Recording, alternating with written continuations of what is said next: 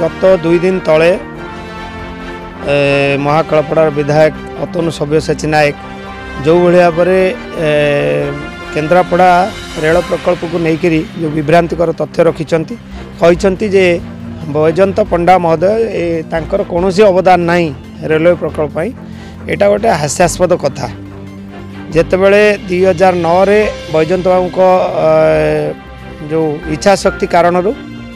एठी रेलवे हो पारा एवं तापाई जहाँ जहाँ दरकार जो समय जो जगार प्रसंग ये जो रेलवे प्रकल्प को आगू नबाकू विभिन्न जमी अधिग्रहण पाखर आरंभ कर जहाँ जहाँ प्रक्रिया रही ताकू विभिन्न स्थान रे तर्जमा करवा चर्चा करवा एवं जो बाधा विभिन्न समय उपस्थित को समाधान करवा ये संपूर्ण कथा करी आज रेल प्रकल्प केन्द्रापड़ा रे सफल हो पारछि एवं जार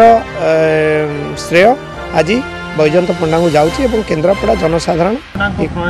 बीजेपी दाबी कर पचारूँ बैजयंत पंडा को जो जिनिस कहते तथ्य सहित कहतु बैजयंत पंडा समय रेल केते काम करिछि बैजयंत पंडा समय 2000 मसीहा ठारू रेल आरंभ है 97 मसीह रेल शुभ दिहता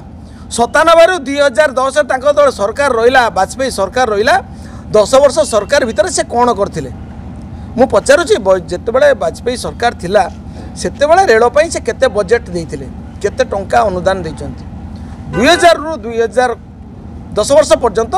कांग्रेस सरकार समय रेलर बजेट रे सबुठु अधिका पैसा आसी रेल सबूर श्रेय श्रीकांत जेना समय रेल निष्पत्ति होता श्रीकांत जेना समय रेल शुभ दि जाता श्रीकांत जेना समय प्रथम थर पर आज पर्यंत रेल लाइन जो हुए लैंड एक्विजिशन केबे टंका आगुआ दि जाए ना केन्द्रापड़ा हूँ गोटे मात्र जिला गोटे मात्र जगह जोटिकी पारादीप हरदासपुर रेल लाइन अग्रिम टंका दि जाता जिलापाल को लैंड एक्विजिशन किंतु दुर्भाग्यर विषय दुर्योगर विषय अपारग केन्द्रापड़ा जिलापाल जो मानक आणिला बीजेडी सरकार से माने 20 वर्ष पर्यंत लैंड एक्विजिशन करें ना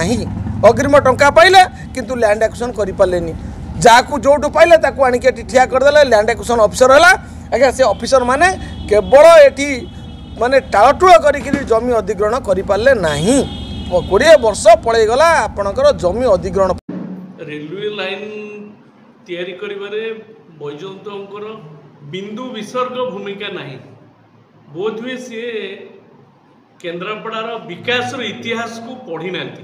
टे पढ़ा चेष्टा कर देवगौड़ा जी जिते प्रधानमंत्री थिले बिजू बाबू